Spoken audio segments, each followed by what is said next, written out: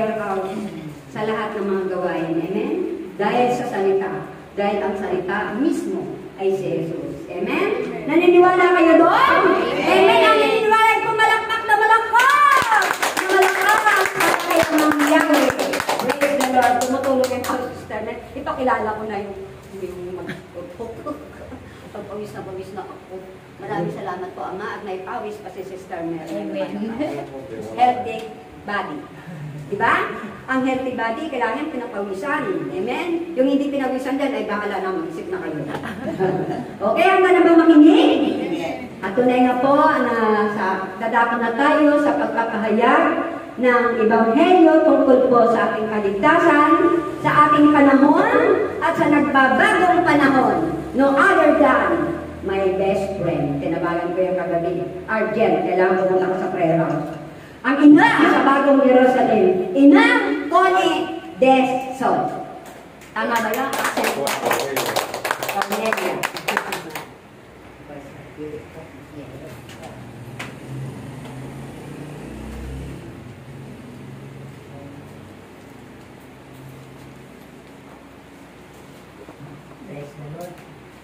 Mapagpalang araw po sa ating lahat.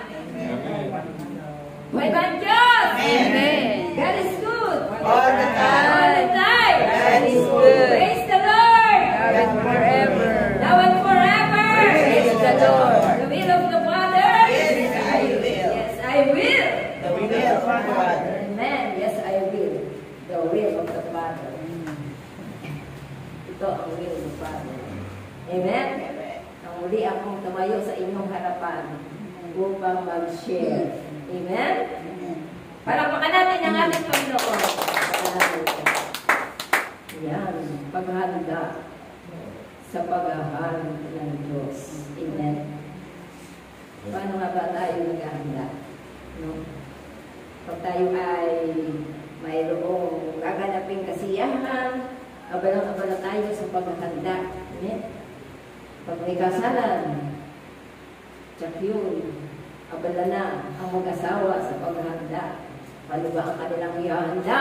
Sino ba ang kanilang iibidahin? Sino ba ang kanilang ninong at ninang na magbibigay ng malaking regalo? Sa mga kapiyastahan, yan, abalang-abala. Lahat ay gagawin sa paghahanda para maging masaya at maging matagumpay ang kanilang gawing paghahanda. Amen?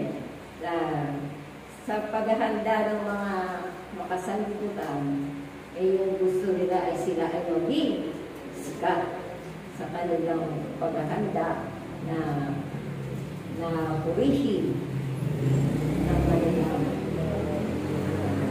mga ginagawang paghahanda. Amen? At ngayon po ay kaiba naman ang paghahanda kung ba't na tayo makakapasok sa kaharian ng Diyos. Amen? Handa na ba tayo? Amen. Oo. Hindi pa. Sure lang. Susunod na maganda. Ano nga ba ang mga pagparaan para tayo ay makapaghanda, para tayo ay makapasok sa kaharian ng Diyos? Paano ba tayo? Kailangan daw tayo maging handa. Dahil ang pagdating ng Panginoon ay hindi natin alam kung anong araw at anong oras ang kanyang pagdating. Kaya kailangan tayo ay laging handa. Amen? Para tayo ng Girl Scout at Boy Scout. Amen? Na lagi tayong handa anumang oras dumating ang ating Panginoon upang pagharian tayong lahat. Amen? Una, ang dapat gawin ay kilalanin natin ang ating Panginoon. Amen? Pag-aralan natin kung ano ba at sino ba ang ating Panginoon. Amen? Sa ating pag-aaral at pagkilala sa ating Panginoon upang matutunan natin ang mga paraan kung paano ba tayo makapaghahanda sa kanyang muling pagdating. Amen? Upang tayo ay karunungan, kaalaman. Kung paano ba tayo makasusunod sa kanyang kalooban. Amen?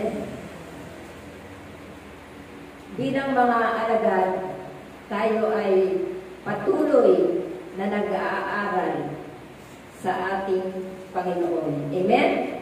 Pag-aralan ang kanyang mga salita at kung paano susundin ang kanyang kalooban. Amen? Palapakan natin ang ating Panginoon.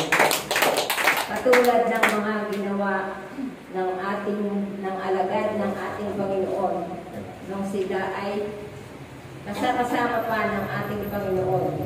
Sila ay tinuruan ng ating Panginoon sa loob ng 3 taon. Amen? Kaya bago umalis ang ating Panginoon, ay inihanda na niya ang mga alagad kung paano ba ipagpapatuloy ang misyon ng ating Panginoon. Amen? At gayon din po tayo mga kapatid na tuloy-tuloy lang tayo sa pag-aaral kung paano ba tayo magiging tunay at tapat na alagad ng ating Panginoon kung ano ang kanyang ipag-uuto sa atin na ating masusunod. Amen ba? Amen. Palakpakan natin ang ating Panginoon. Yan ang patuloy na tayong makikipag-ugnayan sa ating Panginoon, sa ating pag-aaral, kung paano ba tayo makakasunod at mapaghaharian ng Diyos. Ang pamamaraan pa ating gagawin ay yung tayo ay laging manalangin at tumawag sa ating Panginoon. Amen? Sa ating pananalangin, ating hihilingin sa ating Panginoon na tayo ay pagharian niya. Amen? Maghari siya sa ating buhay, sa ating puso, at sa ating buong pagkatao, at sa ating buong sambahayan. Amen? Kung maghahari sa atin kung siya ang maghahari sa ating buhay, na hihilingin natin na anuman ang kanyang kalooban, ang lahat ng mabuti ang ating iisipin, ang ating sasabihin, at lahat ay ating gagawin ng naaayon sa kanyang kalooban. Amen? Upang tayo ay hindi maligaw. Amen?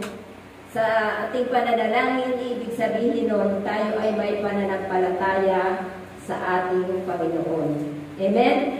At sa ating pananampalataya, hindi tayo maliligaw. Ituturo niya sa atin ang tamang landas at tamang pamamaraan. Amen? Na kung hindi tayo mananampalataya at mananalangin sa ating Panginoon, ibig sabihin nun, tayo ay nananangan sa ating sariling karunungan, sa ating sariling kakayanan, na tayo ay nagmamalaki sa ating Panginoon na magagawa natin ang mga bagay kahit hindi natin siya kailangan. Amen? Ngunit yun ang pinakamalaking pagkakamali sa ating buhay kung hindi tayo mananampalataya sa ating Panginoon. Amen? Palakpakan natin ang ating Panginoon. Na, di ba, nung hindi pa natin kilala ang ating Panginoon, di tayo marunong manalangin, paano tayo magdadasal, paano tayo hihingi ng gabay sa ating Panginoon. Kaya naman noon, tayo ay tumatahak sa liku-likong landas. Amen? Sabi nga madaling ang daan na ating tinatahak. Amen? Na tayo ay nabubuhay sa kaduluhan, sa kadiliman. Wala tayong kapayapaan sa ating buhay. At magulo ang ating buhay. Kung magulo ang ating buhay, pati ang ating kapwa ay nagkakaroon din ng kaguluhan. Amen? Diba? O, kung magulo ang ating buhay, wala tayong kapayapaan, laging nasa atin ang mga masasamang gawa. Amen? Nandiyan sa atin ang inggit, ang mga galit, hinanakit at sama ng loob. Amen? Kung tayo ay may inggit sa ating kapwa, diba, na sila, kapag sila ay may magandang mga may mga pagpapala, sila nakakamtan, tayo ay minsan nakakadala ng inggit. Kaya minsan ang nagagawa natin, sila ay ating nasisiraan at tayo ay nagagalit sa kanila. Amen? Kaya naman nagkakaroon ng hindi pagkaroon ng pagkakaunawaan. No? Yan. Kung tayo ay malayo sa ating Panginoon, sabi nga, tayo ay hiwalay sa Kanya, ibig sabihin nun, wala tayong kaugnayan sa ating Panginoon. At ano ba ang nagdudulot kung tayo ay hiwalay sa ating Panginoon? Yun nga, tunay na wala tayong kinikilala na makakatulong para sa atin. Amen? At yan naman ang ating mga pagsisikap sa buhay kung hindi natin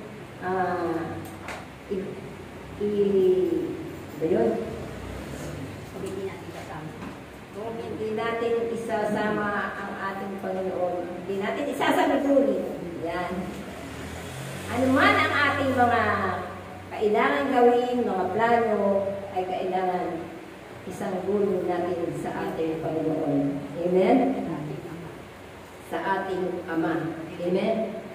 Huwag tayong basta-basta gagawa ng mga bagay nang hindi natin hinihingi ang gabay at patnubay ng ating Panginoon upang huwag tayong maligaw at madapa.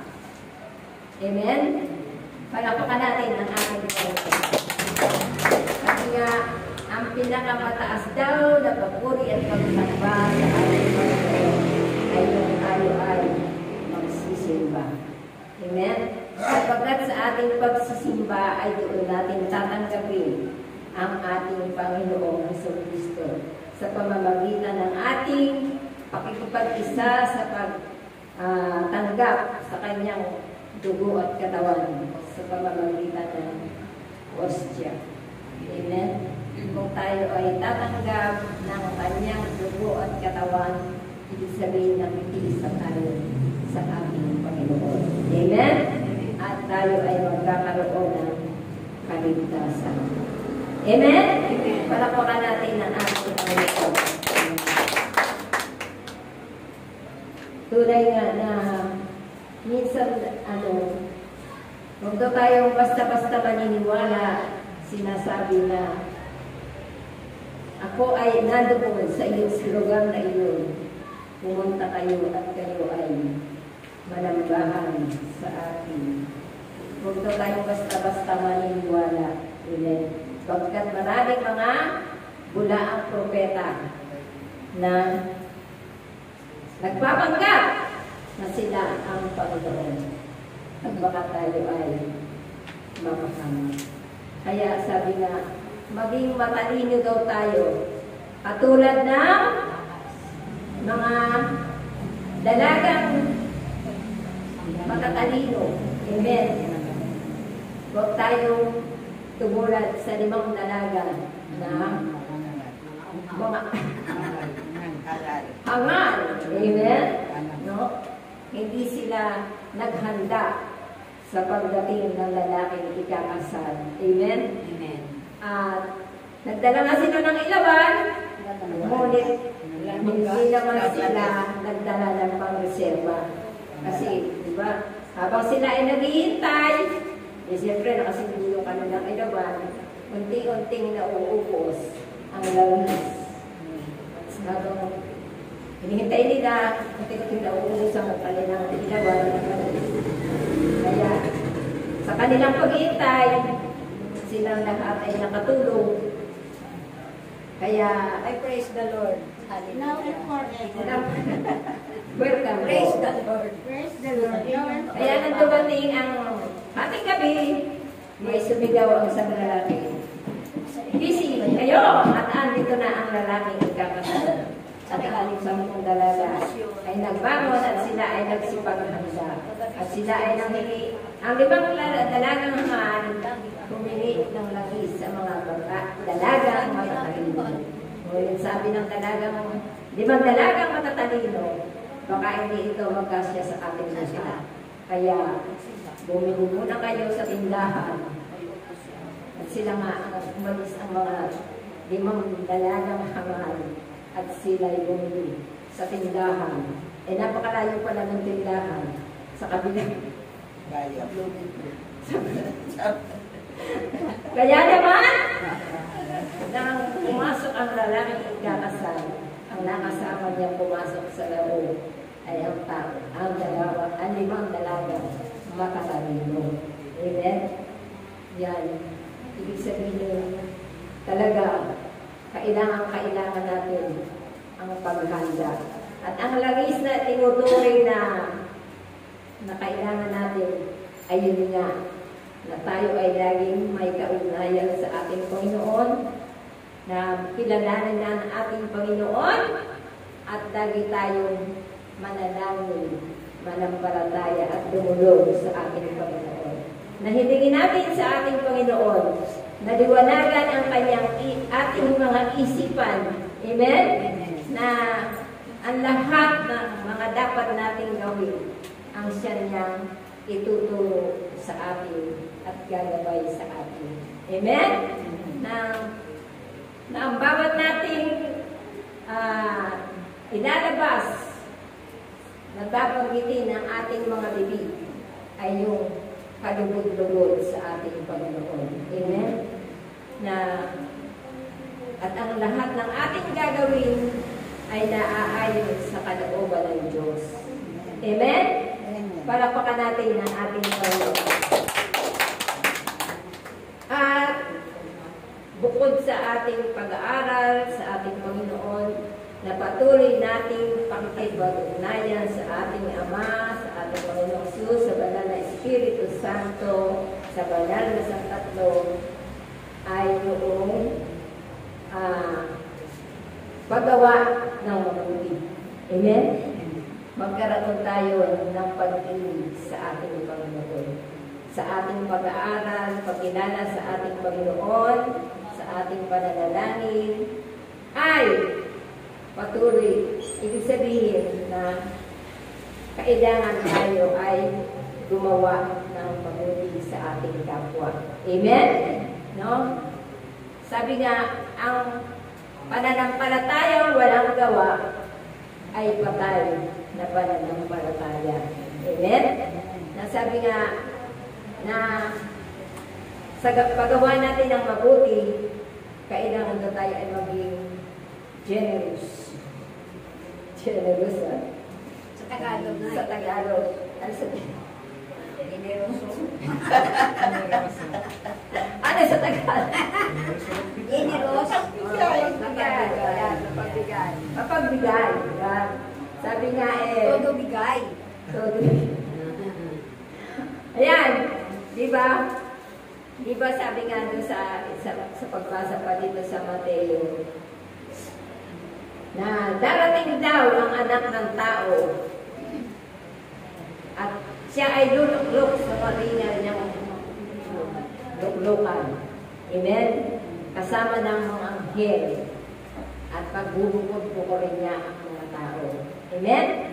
At ibubukod niya ang mga tupa at ibubukod niya ang mga kambing. Amen? Ang mga tupa sa dito ng Panginoon, hali kayo dito sa tirahan na ipinalaan sa inyo ng ating Ama. Amen? Sapagkat ako ay inyong pinakain, nang ako ay magutom, ako ay inyong pinainom, nang ako ay mauhaw, nang ako ay magkasakit, ako ay inyong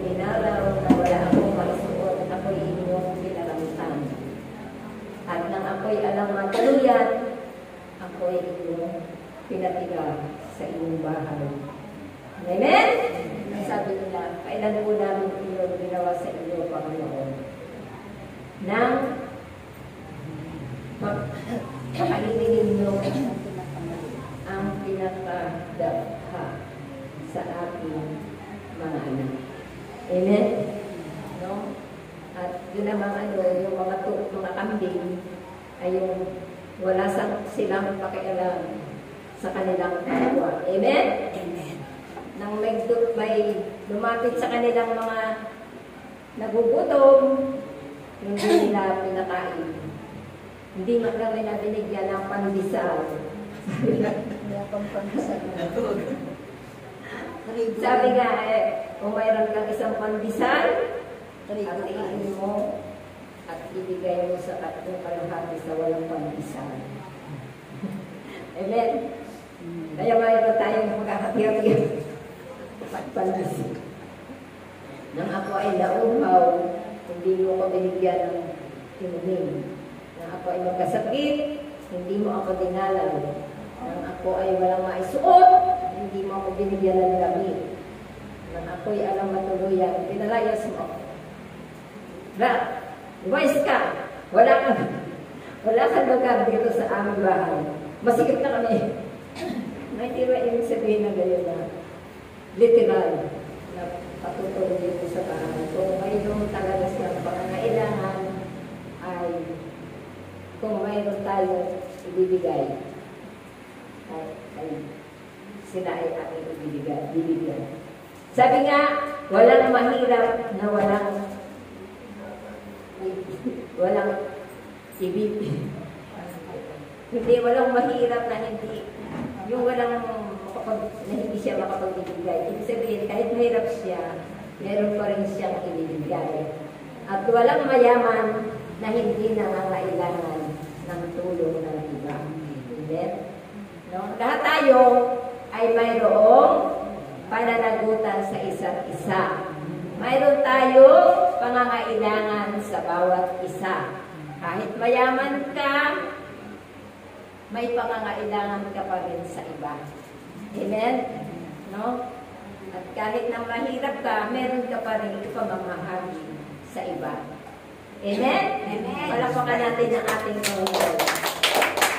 Kaya nga, yun ang sinasabi ng ating Panginoon. Yung mga nagugutom ay iyong makainin. Merong namamalimos, yung iba, karamihan doon sa mga ngayon, uso na naman nila, lalo na magpapasko, diba? Yung mga bata, sasakay sa sasakyan, meron silang kung ano-ano na sobre-sobre. No? Kahit sabi ng iba, ginagamit lang niya para sa mga sindikato. At yung iba naman, gamitin lang niya sa mga bisyo.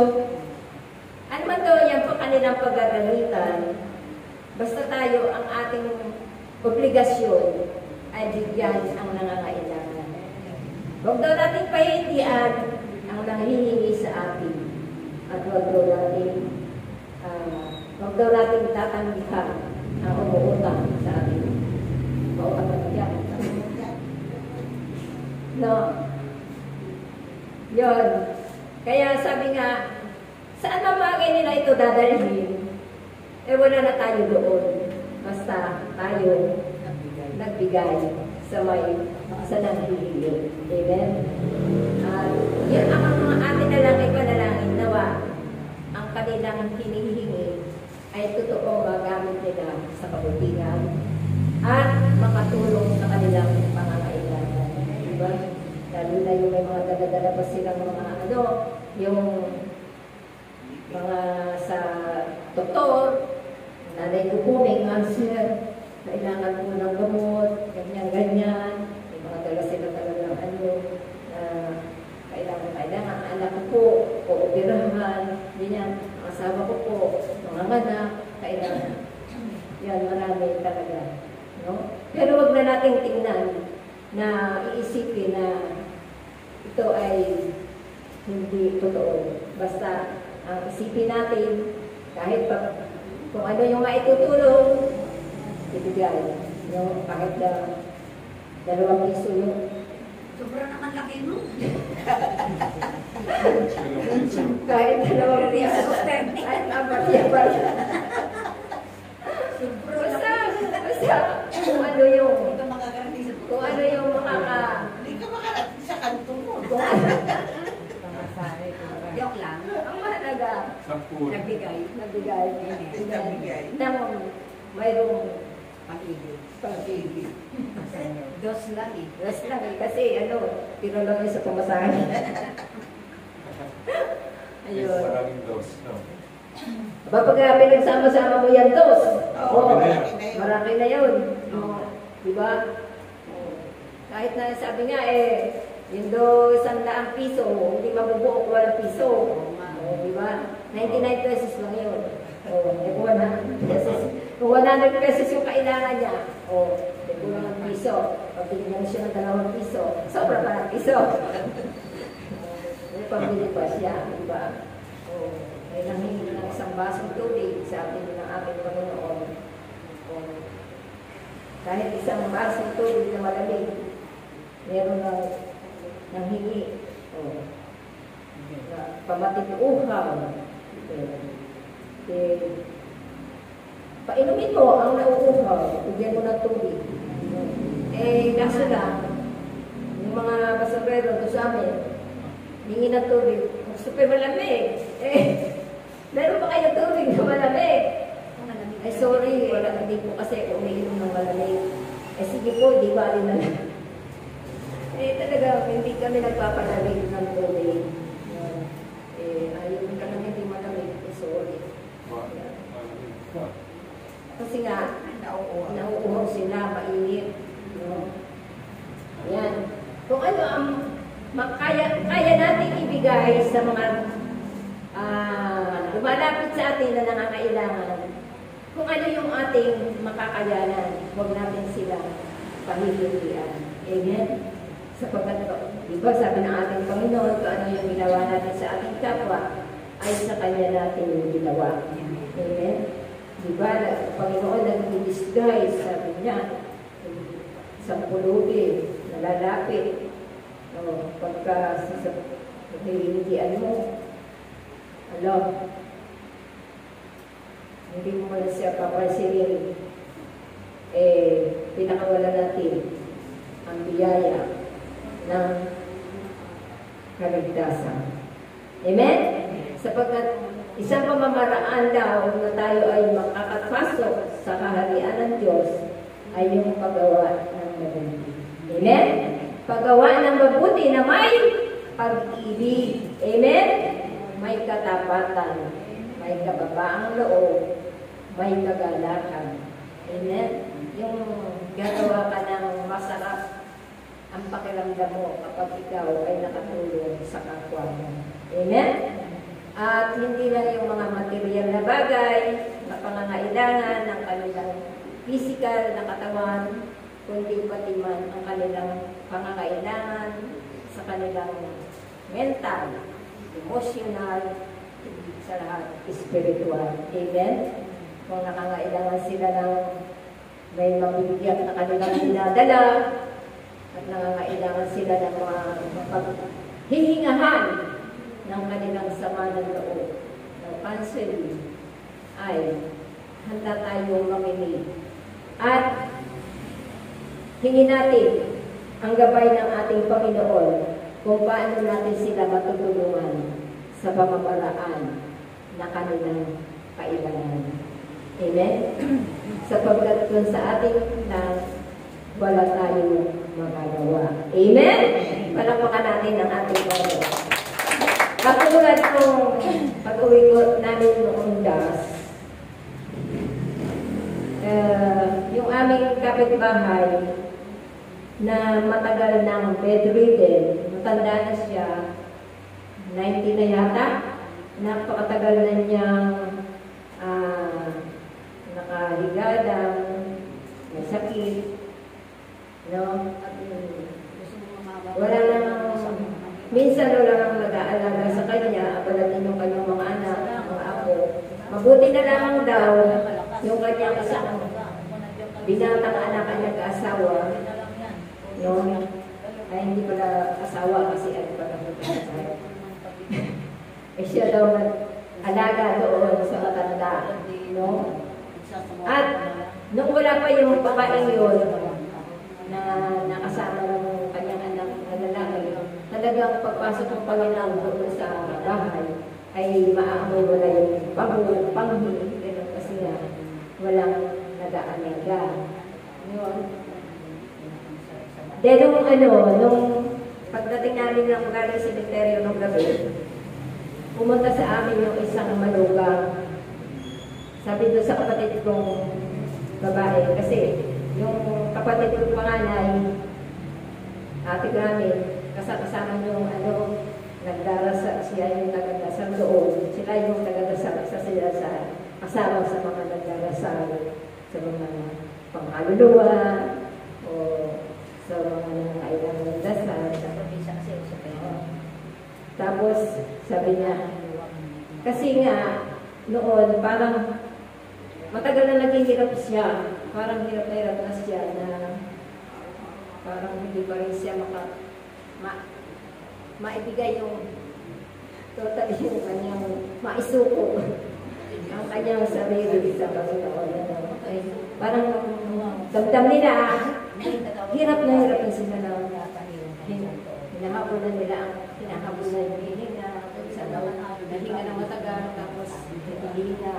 Yung parang namdam nila, hirap na. Parang gusto na rin nilang sila rin ay mapahinga na sa pag-aalaga. Kumbaga, na sinabi sa kapatid ko na kung pwedeng ipagdasal kasi para ano ang kalooban ng Diyos. Kapatid ko naman pag siya naman isa, din yun, mahina daw. Ako tinuro. Sabi, karapatan ko ba? Na parang ang sabi nila doon, pahisusan. Para yung kumanatag na at kumayapa na siya. Hindi, sabi ko naman, baka hindi ako makatulog nito. Sabi ko, nakiusap talaga siya, pwede pagdasal na siya, pero na i-alay sa Diyos. Kumbaga, ang ginawa ko lang naman buti na lang naman, tama kaya yung ginawa ko, buti na lang mayroon pumunta ng mais. Di ba pagka nag-triangle tayo, pinapahira natin yung may sakit. Mabuti na lang may dalamang mais. Pinahilang ko. Tapos yung kami kasama ko magdadasal. Pinahilang ko. Parang ginawa ko lang pray over. Ganun. Tapos kung ano po ang kalooban ni Lord, kung ano makabubuti para sa Kanya, kung ano mang kagalingan ang ipagkakaloob mo sa Kanya, ay sa iyo po. Kayo po ang nakakaalam. Kayo na po ang bahala sa Kanya. No? Sabi yun, pagkatapos, pagdating daw ng 4 o'clock, bumigay na. Nangyatawad na siya nila. Sabi ko nga sa kanya, tinulungan ko din yung may sakit. Sabi ko, na nasabi, sabi niya ang pangalan, isuko mo sa Diyos kung ano na ang iyong kasalanan. At tanggapin niyo si Kristo sa iyong buhay. Sabi ng anak, para tuloy, pagkatapos ng over, ay luminhawa. At pagdating ng 4 o'clock, na ibig sabihin noon na yun na ang taktak sa kanya ng Panginoon. Na ibig sabihin na dinamit lang ako ni Lord. Amen? Kaya ako dumating doon. Amen? Kaya yun, di ba yun naman ang ating bilang alagad, yun ang ating mga tungkulin na sila ay ipalalangin kung sino man ang nangangailangan ng panalangin. Amen? Palakpakan natin ang ating Panginoon. Hallelujah, hallelujah.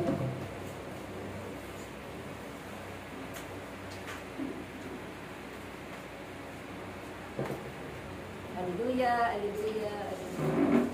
Kaya kayo, hallelujah, hallelujah. na mga lingkod at hirang ng Diyos.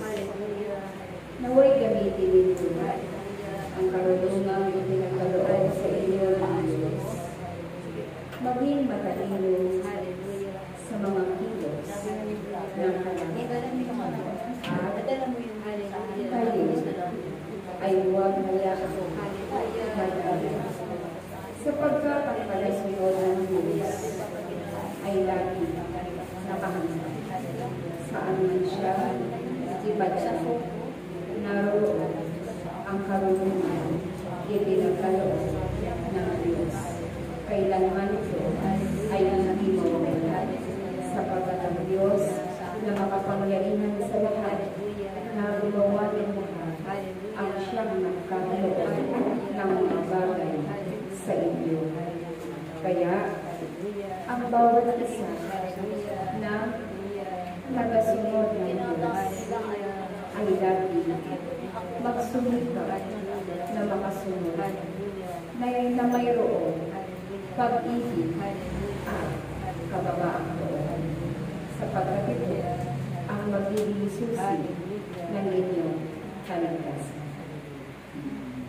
Amen. Praise the Lord. Hallelujah. Panalig natin ang mensahe ng ating Panginoon na alaman ang ipagalaw sa atin ng ating Panginoon na ang karunungan, kapangyarihan. Ito ay ating gamitin sa mamamaraan na naaayon sa kalooban ng Diyos. Amen. Huwag natin ito sarilinin sa ating sarili. Amen. Huwag natin itong itago. No? Kung ano man yung kaloob sa atin ng ating Panginoon, ito ay ating gamitin, ipamahagi natin. Sabi nga, ito ang paghahanda natin para tayo ay makapasok sa kaharian ng Diyos. Amen. Gusto niyo. Amen? Amen. Palakpakan natin ang ating Diyos. Kaya, ito ang kalooban ng Diyos, sabi nga, na magpahayag, sundin. Amen. No? Huwag tayong sundin natin kung ano natin pupunta sa ating ng Panginoon. Kasi, baka darating ang panahon na hindi na tayo makakapagpahayag. Kaya, samantalahin natin kung tayo ay tinawag ng Diyos para magpahayag. Huwag natin ito sayangin. Hindi sa lahat ng panahon tayo ay tatawagin ng Diyos para magpahayag. Amen? Kaya samantalangin natin kapag tayo ay inutusan ng ating Panginoon, ito ay ating samantalangin. Maraming salamat po. Magandang hapon po sa ating Si Sander pa. Okay, dalawa pala yung speaker natin. Okay, maraming salamat po sa ating kapatid Sabi ni na brother. Mr.